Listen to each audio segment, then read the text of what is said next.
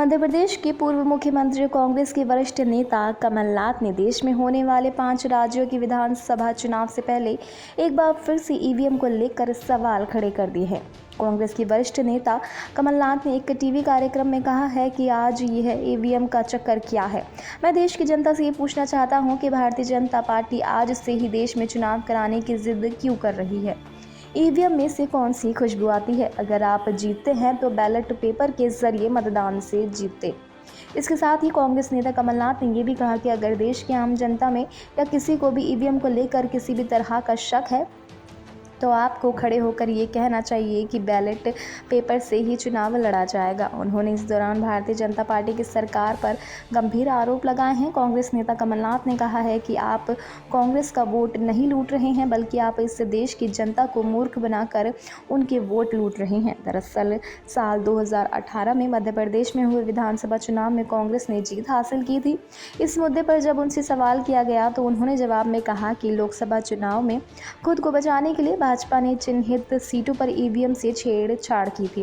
राजस्थान में कुछ ऐसा ही हुआ था, इसलिए हम बैलेट पेपर को लेकर अभियान चलाएंगे और इसको लेकर राष्ट्रव्यापी आंदोलन किया जाएगा।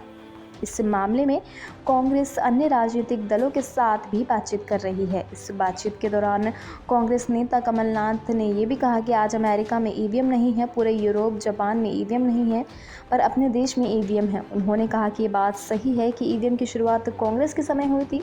उन्होंने कहा था कि पहले आज जैसी तकनीक नहीं है। पूर्व सीएम ने कहा कि मेरे पास कई लोग आए जिन्होंने कहा कि हम इसे फिक्स कर सकते हैं, लेकिन मैंने कहा कि मुझे इस पचड़े में नहीं पड़ना है। साल 2018 में मध्य प्रदेश की जनता ने कांग्रेस को दोबारा जनादेश दिया था, जिसके बाद ही 15 महीनों के बाद भारतीय जनता पार्टी ने विधायक की खरीद फरोख्त करके सौदेबाजी कर सरकार बना ली थी। सौदा करके सरकार बनाई गई और बीते 1 साल से यही सौदेबाजी की सरकार राज्य में चल रही है। कमलनाथ ने यह भी कहा कि उन्हें 2 महीने पहले से ही पता था कि भाजपा उनके नेताओं से सौदेबाजी कर रही है। पार्टी की सरकार गिरने और खुद का नुकसान होने के सवाल पर कमलनाथ ने कहा कि वह नहीं चाहते हैं कि मध्य प्रदेश की पहचान सौदेबाजी को लेकर हो। उन्होंने कहा कि मैंने अपना नफ़ा नुकसान नहीं देखा, मैंने अपने सिद्धांतों और नैतिकता को लेकर सौदेबाजी नहीं की है।